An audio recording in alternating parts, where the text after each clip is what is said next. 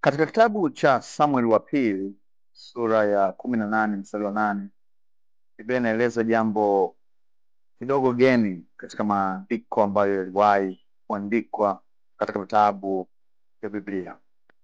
Biblia inasema katika siku ile msitu ulikula watu wengi zaidi kuliko wale walioliwa na upanga. Katika sura hii tunaona vita kati ya wanajeshi wa Absalom, mtoto aliyemwasi baba yake, pamoja na au dhidi ya wanajeshi wa Daudi.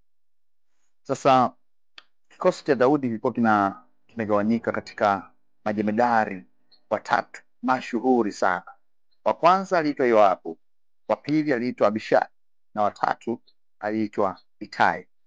Hawa walikuwa wana uwezo mkubwa sana wa vita, lakini pamoja na uwezo wao, Biblia inakiri hapa kwamba pamoja na watu wengi waliowaua katika msitu wa Efraimu, siku ile msitu wa Efraimu ulimeza, ulikula, uliua watu wengi zaidi kuliko wale ambao waliangushwa au waliuawa kwa upanga. Nini maana yake? Ukifanya jambo ambalo Mungu anakuwa kinyume na wewe, nature, nguvu ya asili inaanza kwenda kinyume na wewe. Mara zote tafuta amani na Mungu.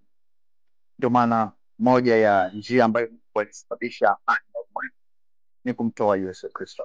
Kila mmoja anapopokea upendo wa Mungu kwa njia ya kumpokea Yesu, anatengeneza amani na kuwa adui na Mungu. Sio jambo jepesi. Anaweza yasihusike kabisa, lakini nguvu ya asili ikapigana kinyume chake na bado ashindwa vibaya sana. So it's up to you. Life is a choice. Tengeneza amani na Mungu. Yanasema ataamuru baraka. Kinyume chake, baada ya kuamuru nguvu ya asili kushambulie na nguvu ya asili kuwa kinyume na wewe, nguvu ya asili inaanza kutengeneza fursa na kuhakikisha maisha yako yanaenda salama hapa ulimwenguni, kwa sababu umetengeneza amani.